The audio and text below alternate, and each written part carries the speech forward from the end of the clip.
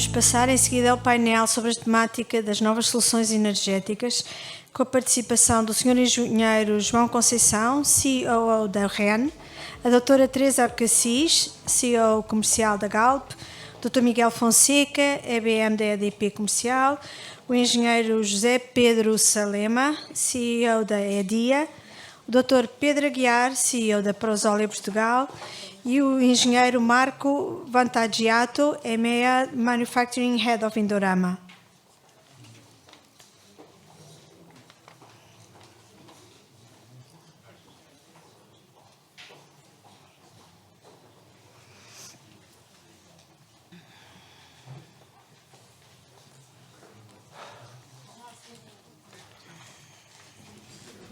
Não é?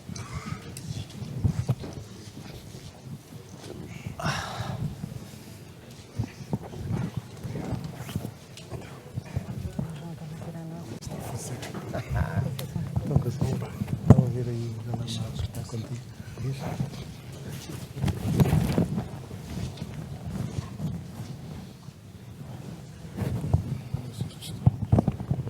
Muito obrigado. Confirmação de que o som está a funcionar.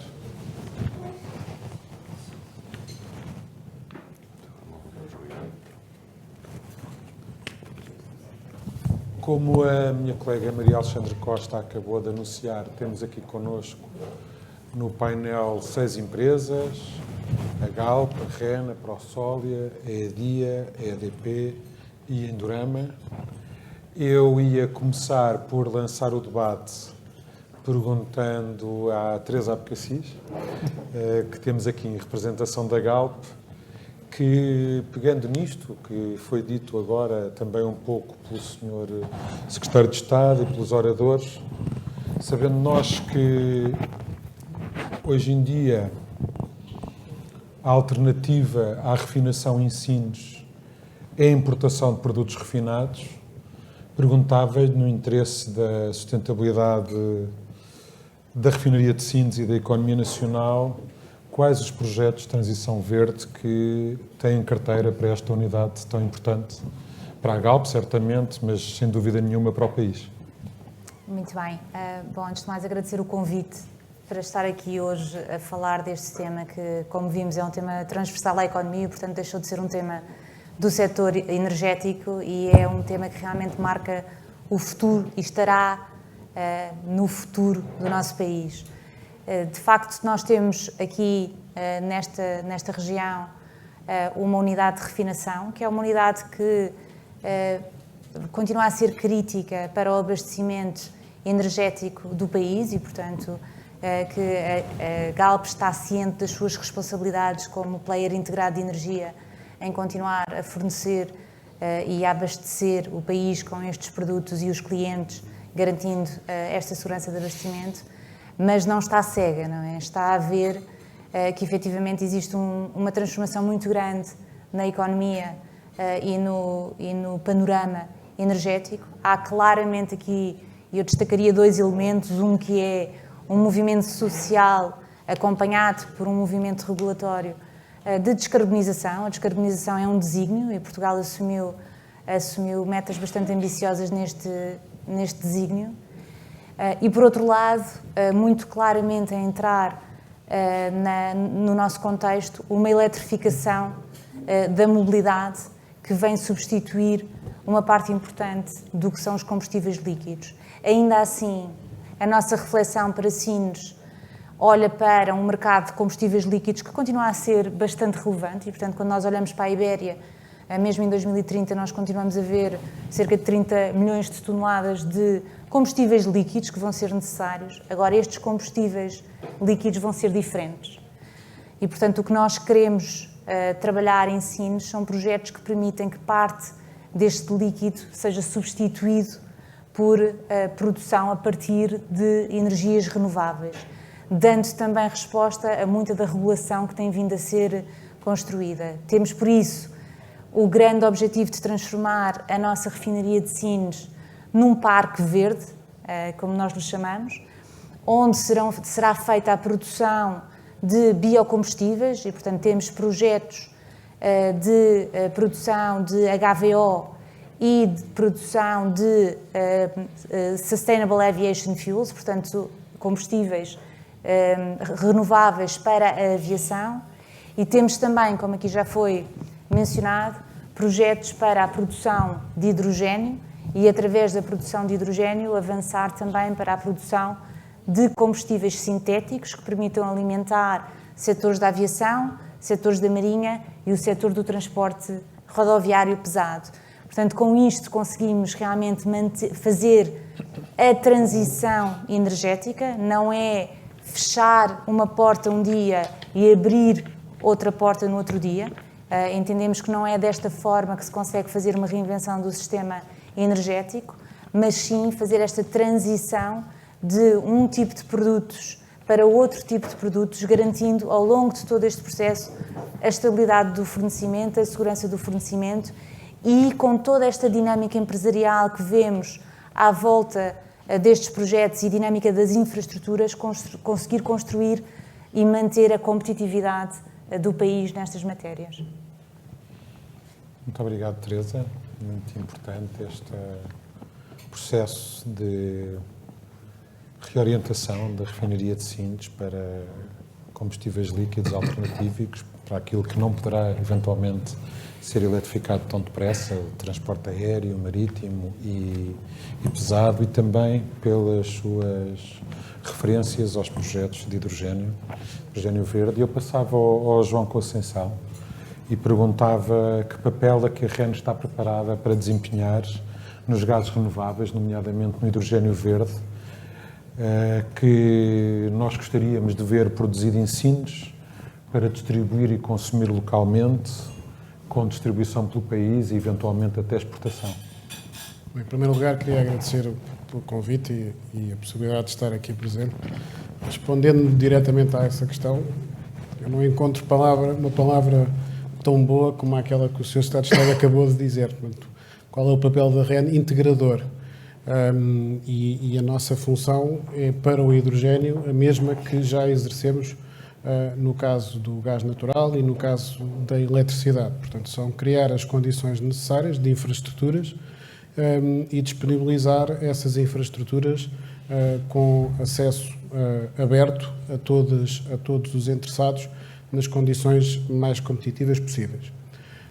No caso em concreto do hidrogénio, nós temos um projeto para Sines, um projeto específico para Sines, que aliás foi hoje apresentado, como já aqui foi dito, nas agendas mobilizadoras no Norte, e que consiste basicamente em criar uma rede que é simultaneamente, ou pretende ser simultaneamente, uma rede local de ligação aos futuros produtores de hidrogénio, aquilo que nós acreditamos vir a ser os centros de produção de hidrogénio aqui em Sines, e os consumidores de hidrogénio em Sines, a começar pelos diferentes polos industriais que aqui estão presentes, a refinaria da Galp, a Repsol e muitos outros.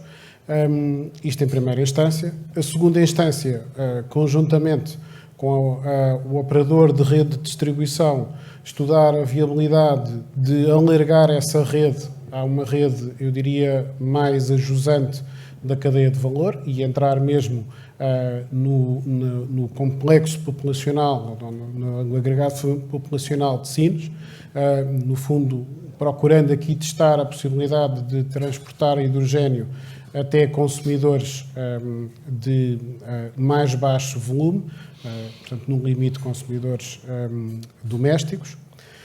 O terceiro aspecto, nos parece ser bastante relevante, ter a capacidade de conversão e de transição desta rede para a rede de gás natural e ir ao encontro dos desígnios da política energética e especificamente da Estratégia Nacional para o Hidrogénio, com as metas de incorporação progressivas de hidrogénio na rede de gás natural. Nós temos o objetivo assumido, em Portugal tem o objetivo assumido de atingir 5% de incorporação até 2025 e ir a 10% a 15% de incorporação em 2030 e, portanto, acreditamos que sendo o Sines uma porta de entrada de gás natural no sistema português, aliás, falávamos isso ao almoço, a principal porta de entrada nos últimos anos. O gás natural que nós consumimos, quer nas indústrias, quer em nossas casas em Portugal, neste momento, há 2 ou 3 anos, esta parte, 95% do todo o volume entra por Sines, através do nosso terminal de Sines, e, portanto, achamos que também Sines pode ser uma grande porta de entrada, ou a principal porta de entrada de hidrogénio nesta abordagem de blending com a rede de gás natural. Finalmente, e mais a prazo, tal como o Sr. Secretário de Estado aqui acabou de anunciar, uma quarta componente, que é olhar para o terminal, que nós temos aqui, terminal de gás natural liquefeito em Sines, e ver a possibilidade de transformar esse terminal numa possibilidade de exportação, se for tecnicamente e principalmente economicamente viável fazê-lo e se existirem manifestações de interesse. Portanto, recapitulando, 4 objetivos consecutivos. Primeiro, uma rede local de fornecimento do gás, do hidrogênio produzido aos consumidores industriais. Segundo, alargamento dessa rede a uma rede, eu diria, mais last mile, que pode ir até aos consumidores domésticos. Terceiro, ligação à rede nacional de gás natural para os objetivos de incorporação de hidrogênio no gás natural. E, finalmente, a componente de exportação. Muito obrigado, João. E que papel é que nós podemos esperar, então, da REN aqui na dinamização do cluster refinador petroquímico e químico, aqui no desenvolvimento da indústria química em Portugal, em Sines, com este input dos gases renováveis? Bom, basicamente, a REN tem a obrigação de criar condições, e é este o nosso papel, criar condições para os produtores e os consumidores se ligarem e ligarem a custos competitivos. Ouvimos aqui no keynote speaker falar de uma preocupação dos custos da energia e, portanto, nós temos a obrigação de tornar as infraestruturas com custos que existirão sempre, alguém tem que as pagar, mas o mais competitivo possível. E, em segundo lugar, algo que até aqui não era tão evidente, mas que se está a tornar cada vez mais evidente, que é criar condições de ligação. Condições de ligação não só de quem quer injetar na rede, produtores de hidrogênio, produtores de eletricidade renovável, mas também quem quer consumir da rede. E não ouvíamos até aqui, porque até aqui nós tínhamos tido a capacidade sempre de acomodar todos os pedidos que nos chegavam. O que está a acontecer é que há uma dinâmica, de facto, muito forte de ambos os lados, que não só da produção, mas também, portanto, do consumo, o que torna a rede um bem escasso. E, portanto, a capacidade que a rede tem disponível não é suficiente para acomodar todos os pedidos. E, portanto, o que nós temos que fazer, e para responder à sua pergunta, é, dentro do que é viável tecnicamente, dentro do que é viável economicamente, dentro do que é viável também ambientalmente e em termos de ordenamento do território, nós não vamos esquartejar, e peço desculpa pela expressão, esquartejar o país em redes de eletricidade, nem redes de gás ou redes de hidrogênio, é tornar essa capacidade disponível a todos para acomodar os pedidos de ligação. Muito obrigado, João.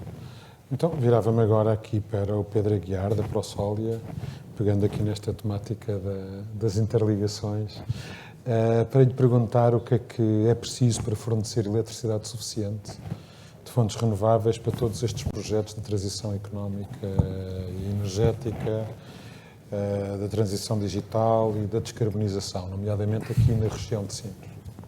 Antes de mais, quero agradecer o convite para estar aqui presente e agradecer a organização do evento.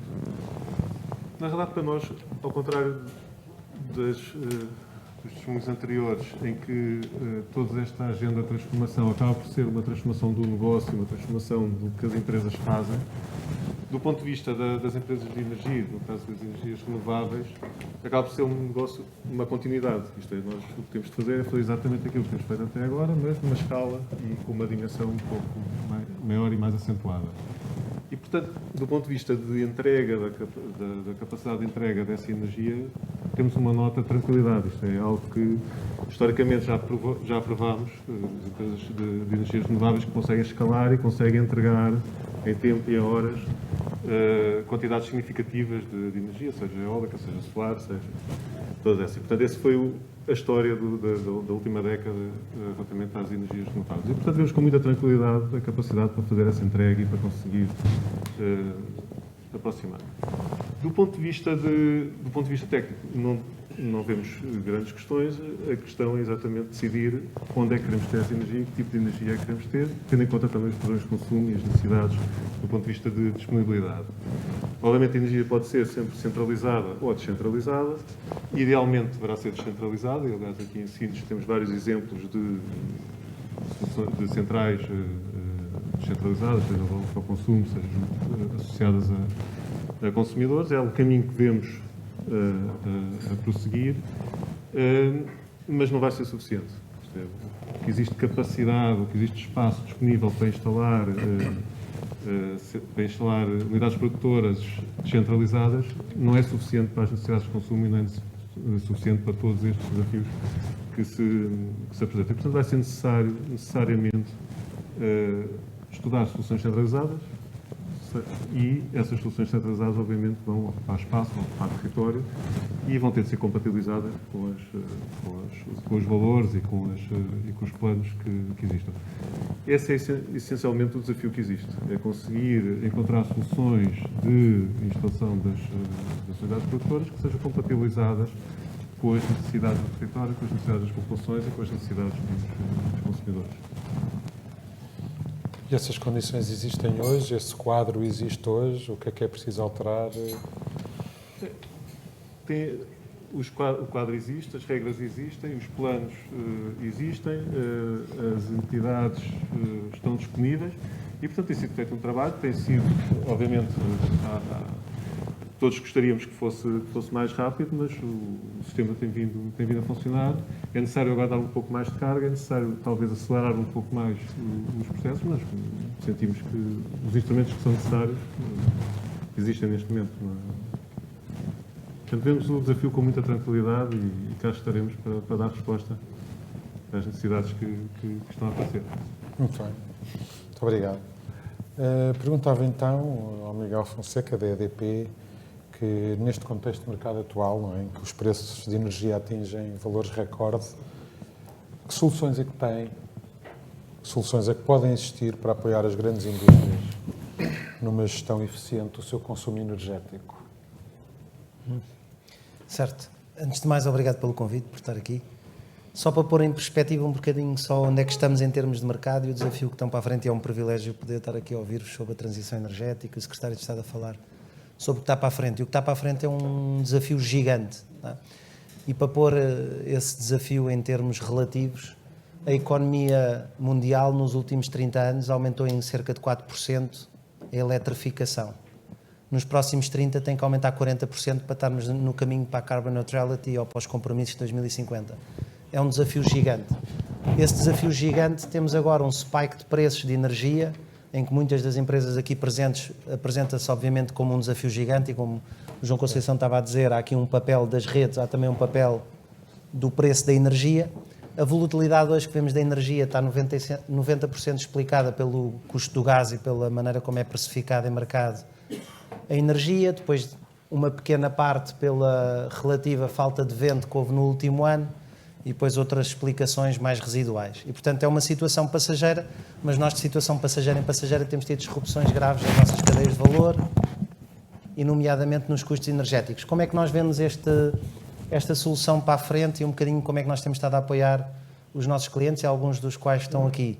Em primeiro lugar, eu acho que um paradigma que está a mudar de maneira acentuada é a maneira como olhamos estrategicamente para o fator de input energético e como é que nós, como empresas e os nossos clientes da EDP, conseguem isolar o efeito de volatilidade e incerteza deste fator de custo. E um deles é, obviamente, explicado pela contratação a longo prazo. Apesar das disrupções de curto prazo, há uma certeza, por muitos dos projetos que estão aqui, projetos que estão em calha e pelo ambiente regulatório, não há dúvidas que a longo prazo o preço da energia vai baixar.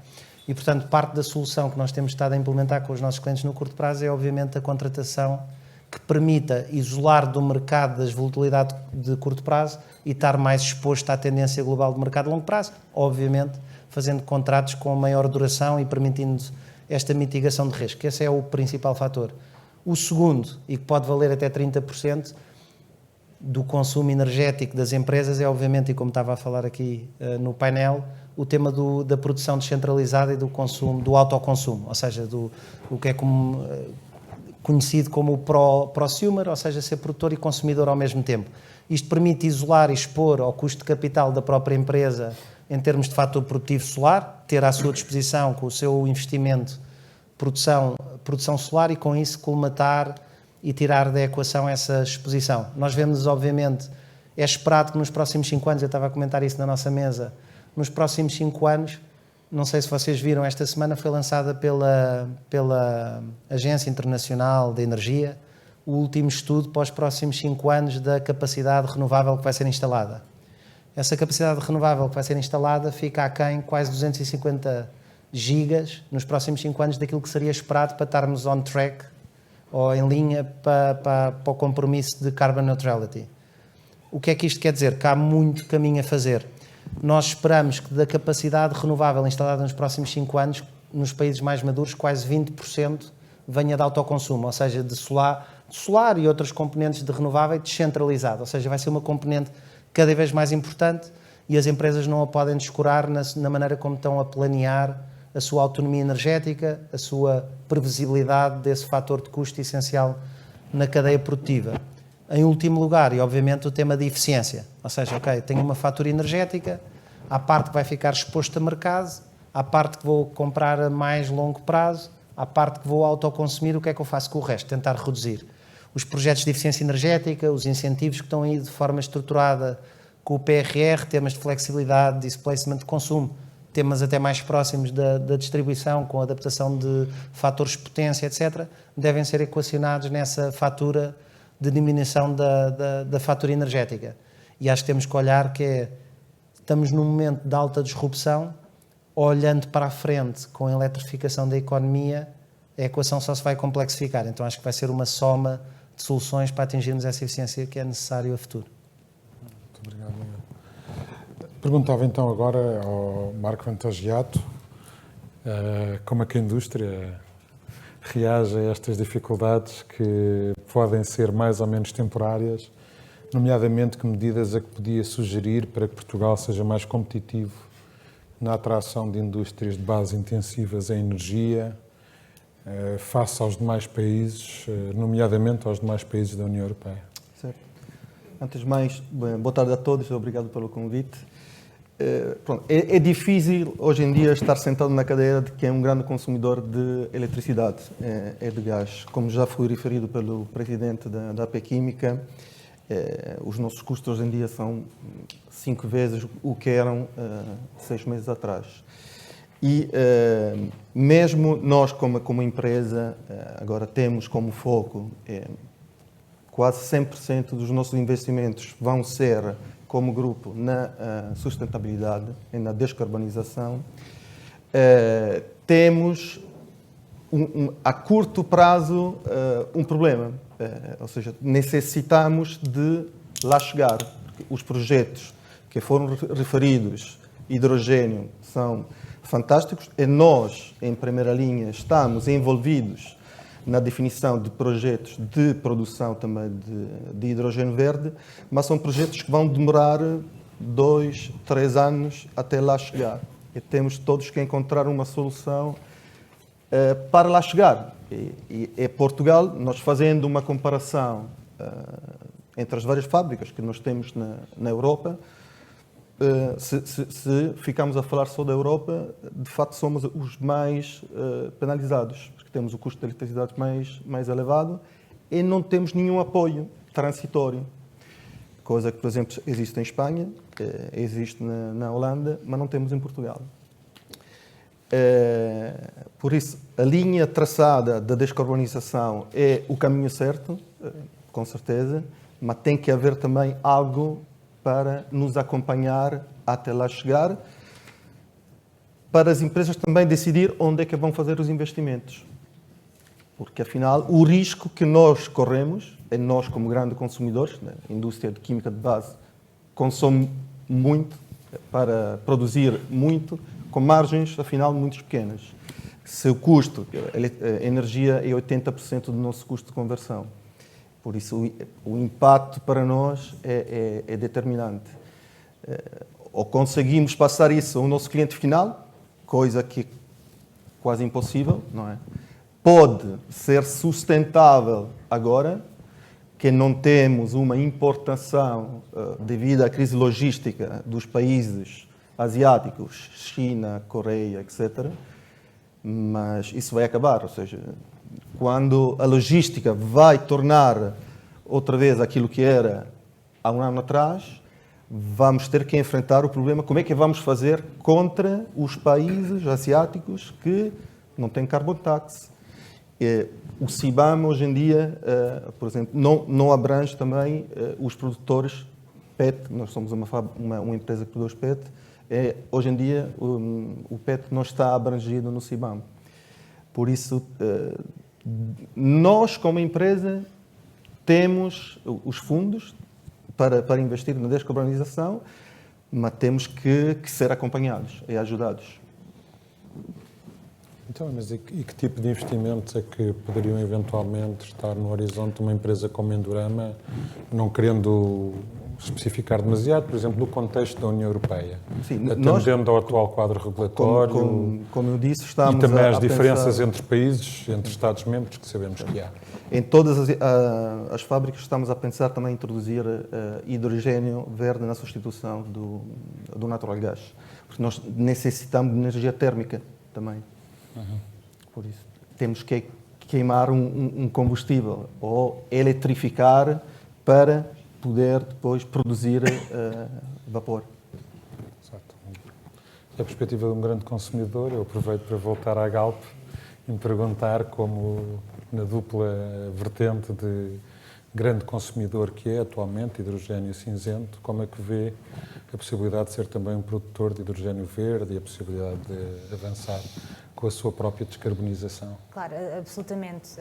A Galp fez uma revisão estratégica muito recente e comunicou ao mercado, e em alinhamento total com as metas europeias, nós assumimos um compromisso de neutralidade carbónica em 2050, mas assumimos também metas muito concretas relativamente a reduções de emissões já em 2030.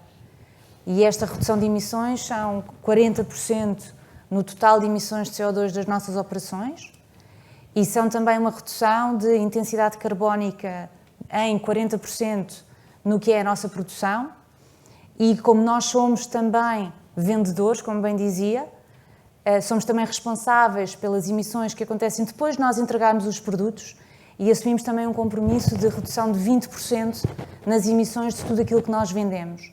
Isto já em 2030, o que para os setores como o nosso, que vive de ciclos longos, é um horizonte relativamente curto, e nós temos que muito rapidamente começar a fazer coisas e projetos nesse sentido. Estamos altamente comprometidos com estes nossos objetivos, mas também com os objetivos dos nossos clientes, e como ouvimos há pouco, o objetivo da descarbonização é um objetivo que está em todos os setores da atividade. Nós temos aqui nesta sala empresas que são clientes da Galp e com quem nós estamos a trabalhar para realmente termos projetos que permitem ajudá-los a fazer a descarbonização das suas cadeias de valor. A Galp parte de um ponto de partida relativamente ao hidrogênio que inclui tanto a produção como o consumo, como o Filipe bem dizia. E, portanto, nós temos um passo relativamente evidente para fazer, que é, vamos trabalhar hidrogênio verde para o nosso próprio consumo. Sim, mas não paramos aí. Nós temos uma ambição muito grande. Temos uma ambição de 1,5 gigawatts de produção de hidrogênio, que vai muito para além da nossa necessidade, porque entendemos que é realmente uma fonte de descarbonização que hoje se afirma como uma grande solução. Muito obrigado. Muito obrigado mais uma vez, Teresa. Eu passava aqui à EDIA e aproveitava para pedir aqui ao grande ativo hidroelétrico do Alentejo, Alqueva, perguntar ao GP Salema que papel é que a EDIA pode desenvolver neste processo de transição energética do Alentejo e de Portugal. Não estou especificamente a falar na água para hidrogênio, estou a falar em geral é dia Não só, mas complexo. também. Não só, mas também. Muito bem, muito obrigado, Filipe. Muito boa tarde e muito obrigado pelo convite e pela oportunidade de falar um bocadinho da Alqueva e da EDIA. Portanto, o projeto da Alqueva é um sonho muito antigo, português, alentejano, tem décadas, mas que acabou por se concretizar só no século XXI.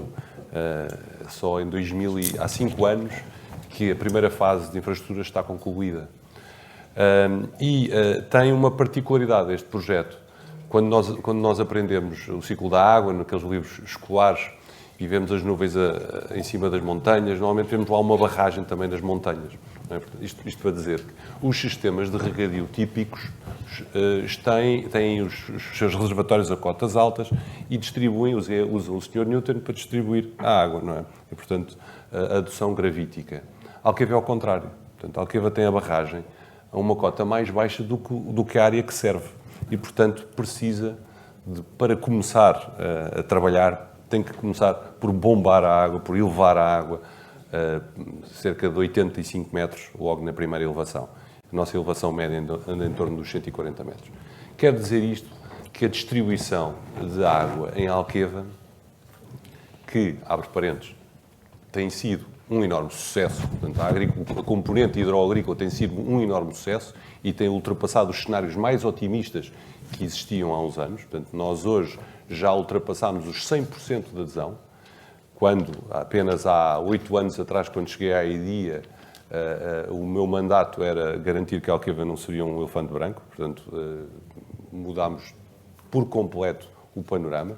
Portanto, estamos em plena adesão, portanto, em plena expansão também, como dizia, portanto, com um sucesso de adesão espetacular. Mas, para garantir este sucesso, é preciso garantir também condições estáveis aos investidores, nomeadamente de preço da água. Há investimentos que se instalam com base em determinados pressupostos que podem ser seriamente questionados com a tal conjuntura que atravessamos. Agora, outros parênteses que abro. A EDIA compra a sua energia através da Central de Compras do Estado. Os resultados do leilão, do último leilão, foram publicados esta semana e, a partir do dia 1 de janeiro, para nós, o quilowatt-hora é exatamente o dobro de 2021. Portanto, em 2022 vai ser o dobro de 2021. Quer dizer que isto vai ter reflexo, obviamente, na tarifa. Não pode deixar de ter.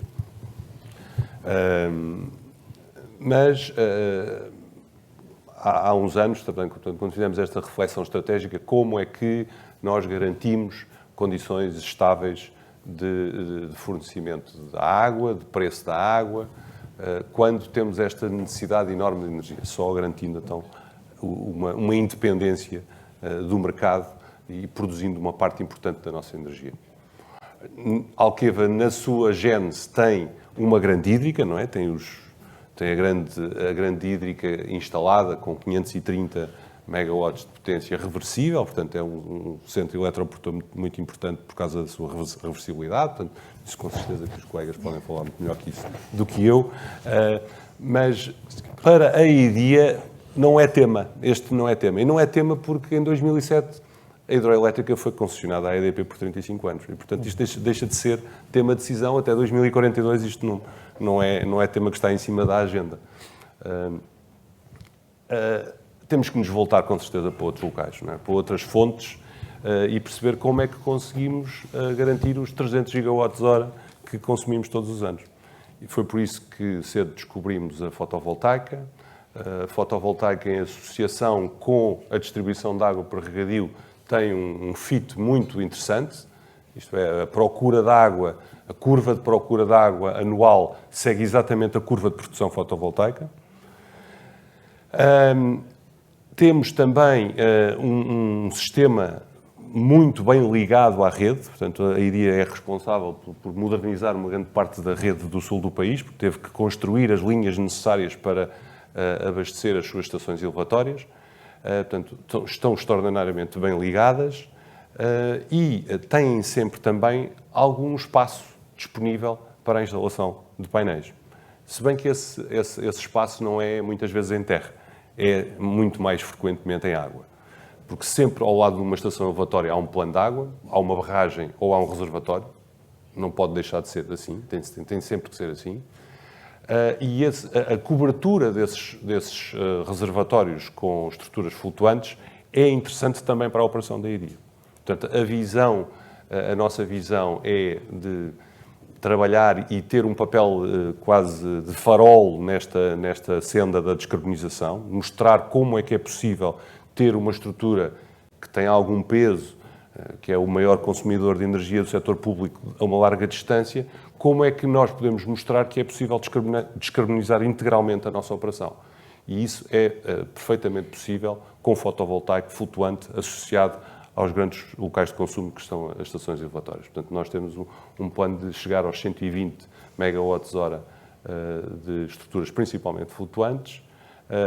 Numa primeira fase, um leilão que contamos ter autorização para o lançar muito em breve. Portanto, já temos um financiamento do Banco de Conselho da Europa para tal.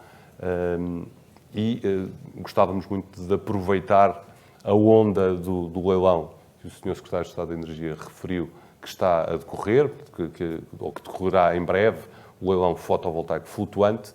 Gostávamos de nos colar a esse momento para aproveitar um momento de concorrência mais viva e conseguir as melhores ofertas. Portanto, o papel, e respondendo assim muito resumidamente à pergunta que me fez, é mostrar que é possível descarbonizar a nossa atividade por completo e passar também essa experiência, essa técnica, essa tecnologia, esse conhecimento para os nossos clientes. E aí acho que podemos também ter um papel pedagógico, moralizador do setor agrícola, passando esta tecnologia, criando com eles comunidades de energia renovável, ir à procura de utilizadores complementares. Há, por exemplo, uma indústria, que é a indústria do azeite, que é a primeira cultura de Alqueva, que começa a trabalhar exatamente quando o regadio acaba, e, portanto, parece um fit perfeito para uma comunidade de energia renovável. Portanto, a partir de outubro, as bombas estão desligadas e, a partir de outubro, os lagares ligam os seus motores e começam a gastar energia. Pois isso é também uma via de desenvolvimento, garantir que os excedentes das unidades, que já temos algumas e que teremos muito mais no futuro, possam ser absorvidas pelas indústrias locais com condições muito vantajosas para estas também. Muito obrigado, muito obrigado. Sr. Pedro Salema, eu aproveitava esta ideia das comunidades de energias renováveis e das sinergias, se calhar para lançar aqui uma ronda final, um bocadinho mais aqui sobre o cluster. O que é que os vários participantes identificam como sendo os volumes necessários nos vários campos de atividade de produção energética para toda esta transição energética, toda esta descarbonização, todo este fornecimento competitivo que é necessário fazer de energia à indústria para que a indústria permaneça e se desenvolva, e que sinergias aqui identificam aqui no contexto do complexo portuário logístico industrial de Sines e no país em geral. Se calhar começava mesmo pela ponta, pela ProSolvia. Portanto, claramente o desafio é um desafio substancial. Portanto, quando só pelo painel e ouvindo as várias intenções de investimento e transformação que existem, chegamos a gigawatts de necessidade adicional de energia face ao que existe hoje. Uma das coisas que se falou aqui no painel e que registramos com muito apreço e com muito interesse é exatamente a questão dos consumidores de energia estarem despertos e começarem a olhar para o consumo de energia a prazo. Historicamente havia em Portugal e na Península Ibérica um desfazamento entre os contratos de aquisição de energia, que tipicamente eram 2 anos, e portanto não havia um histórico significativo de contratos a prazo. E, por outro lado, os ativos de produção de energia, portanto, as centrais produtoras, necessitam, obviamente, ter visibilidade de mais do que esse prazo. E, portanto, estaríamos a falar de uma necessidade de ter 10, 15 anos de visibilidade. E, portanto, havia um desfazamento entre o consumo e a produção. aparentemente os produtores começam a olhar com um pouco mais de interesse para o mercado a prazo e isso é positivo para podermos trazer mais projetos e conseguirmos acelerar todo este desígnio. Queremos também que é muito interessante todo este tema do autoconsumo e das comunidades de energia, porque realmente permitem fazer essa complementaridade e permitem aproveitar melhor os ativos. Isto é, muitas vezes o que acontece e quando temos projetos é haver algum desaproveitamento da capacidade produtiva, seja porque não há consumo, seja porque não se consegue colocar esse consumo no local que é necessário. Havendo comunidades de energia, havendo essa complementaridade, obviamente consegue-se aproveitar melhor os ativos e, obviamente, baixar os custos para todos os produtores. Portanto, aumentar e as necessidades que existem, que se verificam de nova energia que seja necessária e tendo em conta que também que muita dessa energia que é necessária é flexível, isto é, são projetos que podem aproveitar a energia quando ela está disponível e não necessitar dela 24 horas por dia, tudo isso são temas que permitem optimizar os ativos, fazer investimentos a mais longo prazo e baixar os custos, que é o que se pretende face aos consumidores. Portanto, Marco, baixar os custos. Baixar os custos com certeza, e também outro ponto que acho muito importante é a fiabilidade do fornecimento, não é? Porque o renovável para si próprio funciona com vento, com sol, com água e não é propriamente uma fonte 24 horas. E a indústria química muitas das vezes trabalha 24 horas. Por isso tem que haver sempre um justo compromisso entre aquilo que é renovável, mas também ter uma base de fiabilidade para o sustentamento da eletrificação, de uma forma geral. Não é? Sinergias aqui com estes parceiros, o que é que se pode procurar aqui? Novas fontes de energia? Nós estamos sempre a falar com todos os parceiros, os vizinhos, para tentar, em si, somos uma família, acho que temos todos que pensar em conjunto para encontrar soluções para desenvolvimento da área Sinas de Portugal. Muito obrigado. Teresa, por favor. Eu não me atrevo, o Filipe perguntava que volumes é que nós achamos que são necessários para fazer isto. Eu não me atrevo. Pergunta essa, é claramente para a refinaria, para si. Eu não me atrevo a falar de volumes. Eu estava a ouvir a história da EDIA e é engraçado, e parabéns pelo projeto da EDIA, porque eu acho que é mesmo um projeto estruturante que se fez em Portugal e há poucos dias ou semanas ouvia falar de mais um recorde de campanha de azeite em Portugal. Este ano mais um. Eu acho que se têm vindo e não vão parar. A fazer recordes e num contexto fantástico de mercado e, portanto, a correr lindamente.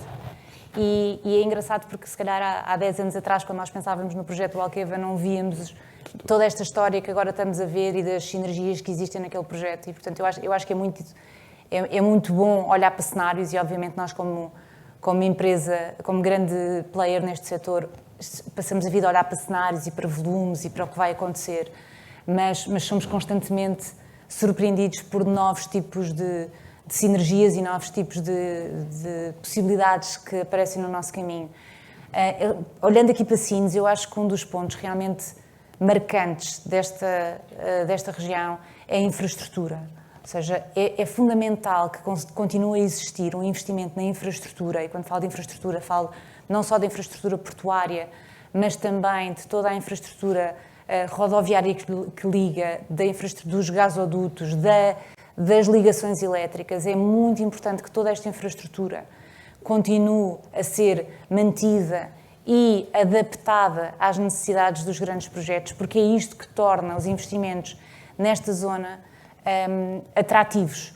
Existe, num contexto de incerteza, um valor cada vez maior da flexibilidade. Portanto, poderem existir diferentes alternativas para podermos produzir, consumir, mas também armazenar, porque, como muito bem dizia o Marco, as renováveis têm este tema da intermitência e, portanto, nós temos que complementar a intermitência com capacidade de infraestrutura que permita transportar para outro sítio, armazenar de outra forma.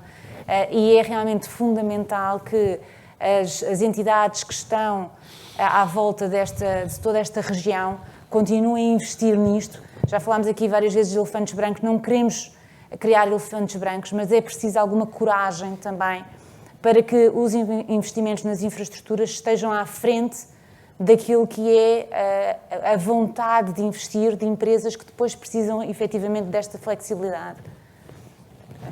Muito obrigado, é um ponto muito importante. Eu passava agora aqui para este lado, para se calhar para a REN, uma vez que João Pedro acabou de falar. Esta questão das infraestruturas, das interligações, neste contexto de um futuro mais renovável, mas também menos denso, menos armazenável e mais intermitente, em que aqui a REN, a quem olhamos sempre para resolver todos estes problemas de transporte e armazenamento, pode dizer acerca deste assunto aqui ao complexo Sines. Eu gosto de ouvir estes momentos, fico sempre bastante, com o ego bastante grande, quando ouço estes agradecimentos e estes elogios à REN, mas depois há um momento que ninguém gosta da REN, que é quando aparece a conta. Isso, quando aparece a conta, é que começa tudo a dizer a energia está cara, as infraestruturas são caras, há infraestruturas sobredimensionadas, etc, etc. Bom, acho que a REN compete, e eu vi com muita atenção os vários pontos, a REN compete fazer aqui diria quase uma quadratura do círculo em múltiplos aspectos.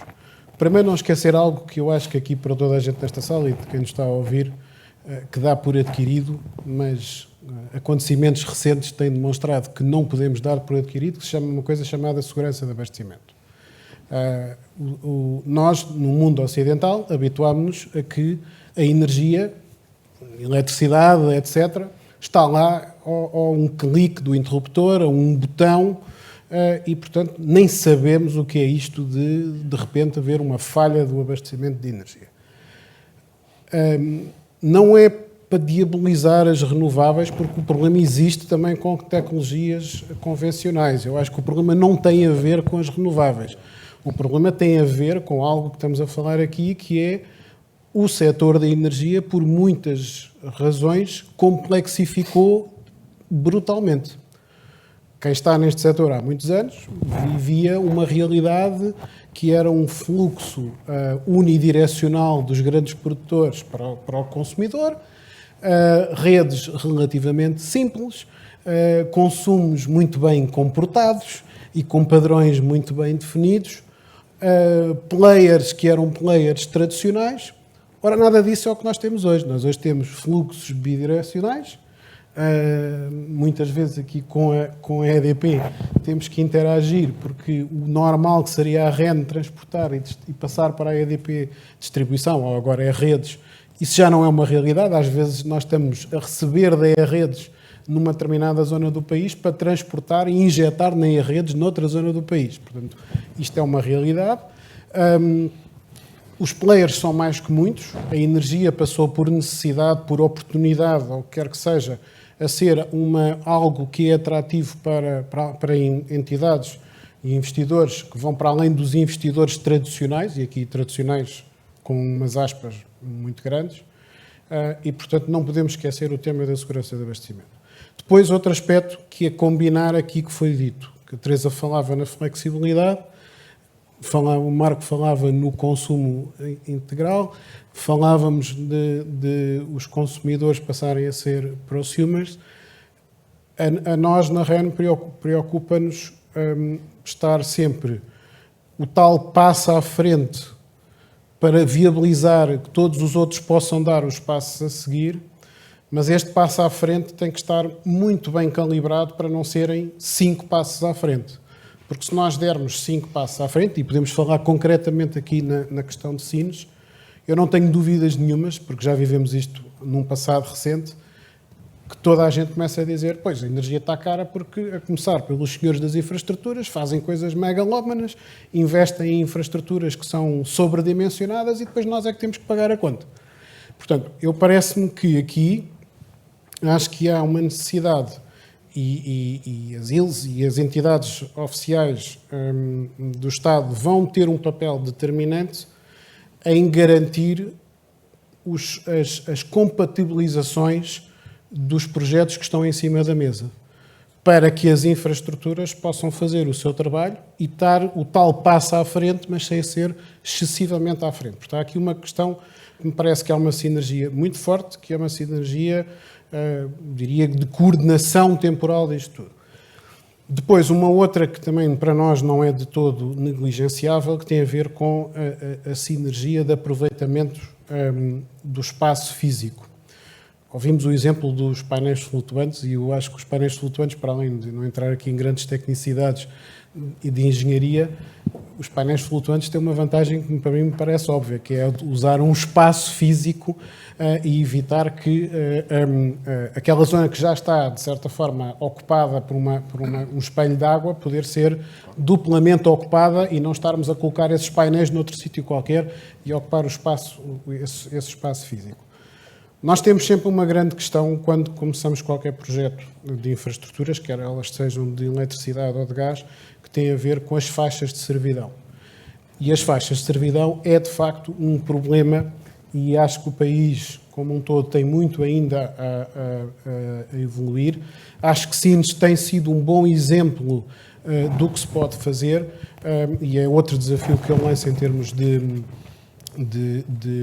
coordenação ou de sinergias, que é planeamento quando estamos a projetar estas mesmas infraestruturas para tentar otimizar as ditas faixas de servidão. A última coisa que todos nós queremos, e a REN, para começar, é causar problemas não sustentáveis de ordenamento do território. Não é só do tema ambiental, porque o tema ambiental toda a gente respeita e toda a gente entende. Toda a gente entende quando se fala que não se pode pôr uma infraestrutura elétrica de um cabo de muito alta tensão numa torre de 20 ou 30 metros numa zona protegida ambientalmente. Toda a gente entende e toda a gente respeita. Agora, é preciso perceber que nós podemos, quando estamos a desenvolver uma determinada infraestrutura, devíamos ter aqui um planeamento para garantir que essas mesmas faixas de servidão, e falávamos isso também mais uma vez ao almoço, pode ser uma mais-valia, e aqui, o caso de Sines historicamente deu passos importantes numa gestão cuidada deste ordenamento do território e que nos parece ser algo que poderia ser pensado e que desafiamos que seja feito. Como sabemos que já estamos a trabalhar, ou pelo menos já há umas reuniões programadas para que os calendários e os espaços, canais, etc., de tudo isto sejam devidamente otimizados. Muito obrigado, João. Nós aqui percebemos bem essa questão dos investimentos infraestruturais que são inicialmente percebidos como sobredimensionados antes de se transformarem em motores de desenvolvimento. São uma grande especialidade do Complexo Portuário e Logístico Industrial de Sines e também dia a dia. E eu passava aqui a palavra ao José Pedro Salema para os seus comentários finais também. Bem, eu há pouco não referi uma sinergia interessante que está prestes a ser concretizada, que é a ligação de Sines, ou a ligação de Alqueva a Sines. Exato. Não é? A Albufeira de Morgavel, portanto, a água da Alqueva vai, a partir do próximo ano, poder chegar à Albufeira de Morgavel em quantidade significativa, cerca de 10 milhões de metros cúbicos por ano, que podem chegar com uma conduta que está por dias de estar concluída. Eu gostava de deixar só um comentário final relativamente a uma reflexão que todos devemos fazer a todos os níveis, portanto, nas nossas empresas, nas nossas famílias, enquanto consumidores. Nós temos que pensar que inputs é que nós temos na nossa operação e que outputs é que temos na nossa operação. O que é que nós estamos a exigir ao mercado e como é que os produtos, os serviços que nós estamos a exigir ao mercado, como é que eles são produzidos, portanto, que pegada, que impacto é que eles têm, e a mesma coisa com os outputs. Portanto, o que é que nós estamos a dar ao mercado e o que é que o mercado está a fazer com eles. Só quando conseguimos fazer essa reflexão é que vamos ser verdadeiramente sustentáveis, não é? Só quando tudo estiver limpo é que nós somos sustentáveis. Não podemos pensar só que, não, aqui a minha operaçãozinha está ótima, não é? Eu até nem tenho pegada nenhuma, mas depois o output da minha operação é uma coisa que gera um impacto enorme, ou o output, o input, portanto, aquilo que eu compro, tem emissões do outro lado do planeta. E em Alqueva nós temos vindo a fazer essa reflexão quase diariamente, não é? Pensar como é que nós podemos ajudar os nossos clientes, que são maioritariamente agricultores, a descarbonizarem a sua atividade. Temos, por exemplo, um projeto que tem tido alguma atenção de compostagem para aproveitamento dos subprodutos agrícolas e animais em adubos, para substituir adubos minerais, portanto, adubos que exigem, esses sim, muita energia e têm uma pegada muito relevante. A mesma coisa relativamente ao que compramos, não é? Não podemos só dizer, eu limpei a minha operação, porque eu agora estou todo eletrificado, substituí as minhas bombas de diesel por bombas elétricas e agora a rede que se limpe, não é? Porque quando a rede for limpa, eu passo a ser limpo automaticamente. Não, eu acho que é preciso. As empresas têm além de um desígnio nacional, que falávamos há pouco, além de uma oportunidade de transformação, uma oportunidade de negócio também muito interessante, nós temos uma obrigação moral de fazer isto. A obrigação moral de deixar o planeta melhor do que o encontramos, ou pelo menos em condições dos nossos filhos e dos nossos netos o poderem utilizar saudavelmente. Muito obrigado. Obrigado, Sr. Pedro. Obrigado por essa referência à ligação de Albufeira de Morgavel e às águas de Santo André, que abastecem o complexo petroquímico, industrial e logístico aqui de Sines. Miguel, pedia também os seus comentários finais. Certo. Eu só até tomando aqui por mote o nome da minha mesa, que era as comunidades de energia renovável, o tema das LECs. Há um paralelo bom até do novo diploma que vai entrar e que clarifica mais uma vez todas estas comunidades. Acho que uma boa reflexão para Sines e que se vê com grande escala. Eu acho que há o tema dos eletrointensivos que passam a poder constituir comunidades sem restrições de distância. Há os temas das comunidades de energia renováveis que ainda têm muito amplo caminho para ser explorado. E isto constrói em cima de um facto que é, para além do consumo atual, o tema dos eletrolisadores vai gerar mais consumo. A parte da eletrificação é consumo on top. Então, de pensar de uma maneira agressiva, qual é que é o déficit de produção que Sines tem, entre aspas, ou o espaço que tem, para aproveitar a nível local de uma maneira rentável. As novas condições económicas são altamente atrativas. Em mercados como o Brasil ou os Estados Unidos, na verdade, neste tema das comunidades solares, há uma escola tipo europeia que a nossa legislação, e bem, tenta equilibrar com uma visão mais americana ou sul-americana de comunidades de energia mais utility scale, que é como é que eu utilizo estas comunidades para levar um fator produtivo de uma maneira mais económica e eficiente, com o enquadramento regulatório à comunidade de Sines. E, portanto, em cima dos planos todos, o que é que pode ser feito e facilitado em termos de comunidades de energia renovável, acho que dá um amplo espaço e, basicamente, eu acho que não há limite ao que se poderia instalar em Sines para autoconsumo, independentemente depois da necessidade de resiliência que será transmitida por outro tipo de ativos na rede, mas a nível local, como é que eu consigo suplantar, até com um perfil solar, com a capacidade de como é que se diz, de transferência, de displacement que o hidrogênio pode ter das curvas de produção versus consumo e todos os outros instrumentos, mas como é que Sines pode suplantar? Eu acho que os projetos estão aí, todos os projetos cá de hidrogênio têm attached, têm em conjunto projetos de produção renovável, mas acho que há limites que, até em base do que foi ainda feito agora e bem por este governo, vem mudar um pouco as regras de jogo e vem trazer mais criatividade, que em conjunto com outras iniciativas, com capacidade de interconexão, etc., e com os investimentos que estão a ser feitos em rede, vão permitir a Portugal, eu acho, reinventar um bocadinho a maneira como produzimos e consumimos energia mais próxima dos consumidores industriais e dando razão a isso. Eu acho que essa é uma das partes da equação que agora se deve sentar à mesa e tentar ver o que é que deve ser feito aqui para a comunidade industrial de Sines e para a zona industrial de Sines. Muito obrigado, Miguel, nessa nota positiva sobre as comunidades de energias renováveis. Nós estamos, de facto, muito empenhados e já a trabalhar com a Câmara Municipal de Sines e com a Administração do Porto de Sines nesse dossiê. Obrigado também por ter aceito o nosso convite e ter ficado nessa mesa. Obrigado a todos os oradores, não só a intervenção neste painel, como também nas respectivas mesas temáticas em que participaram. Queria aproveitar para agradecer a todos. Este painel que inesperadamente começou à hora e, portanto, podemos agora terminá-lo.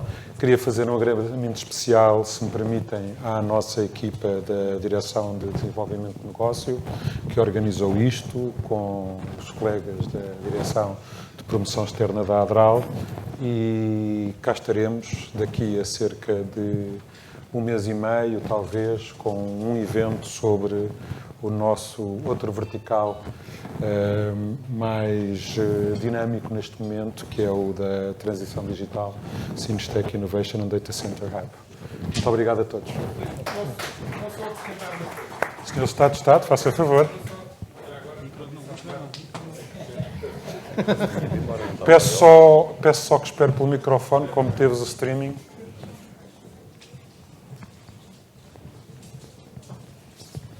Gostamos sempre de provocar reações de membros do Governo. É só porque eu não...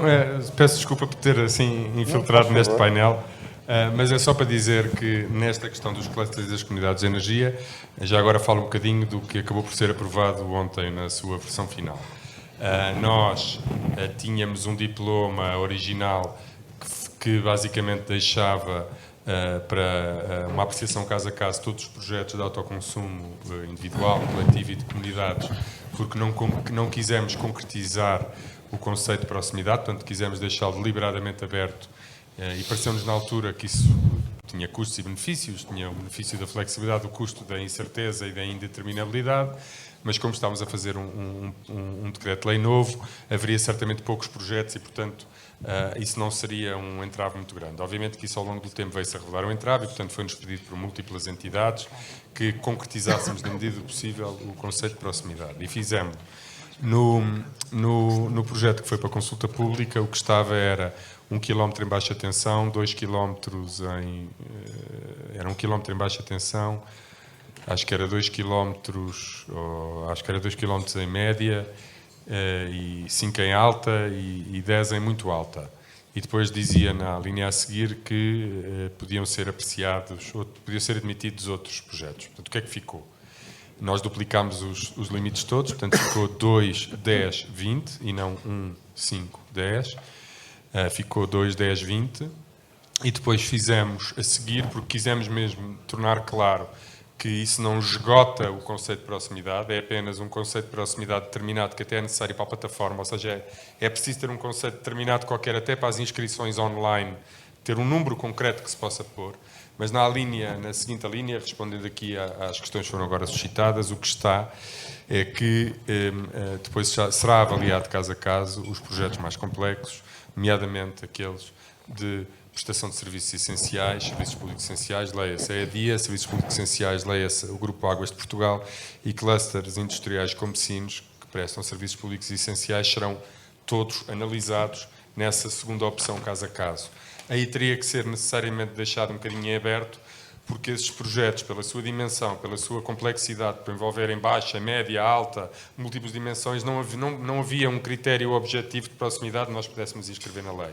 Mas também não quisemos que a EDIA, que o Grupo Águas de Portugal, que clusters industriais de grandes dimensões, como Sines, olhassem para o diploma e a primeira coisa que vissem foi estamos fora dos critérios de proximidade.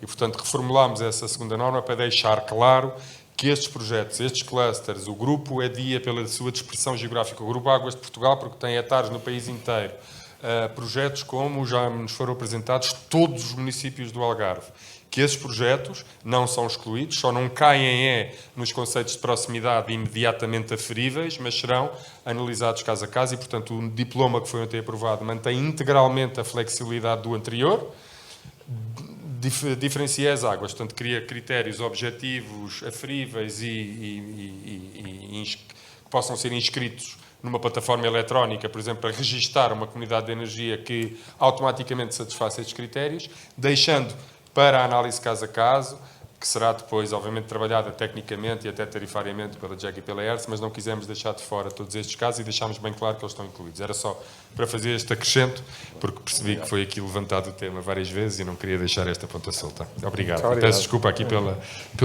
ter sido penetra aqui no painel que não era o meu. Obrigado, Teresa. Obrigada. Resta-nos agradecer a todos os palestrantes pela disponibilidade e pelos interessantes temas que trouxeram a esta sessão dos Encontros nas Ilhas e também a todos os participantes por estarem connosco esta tarde.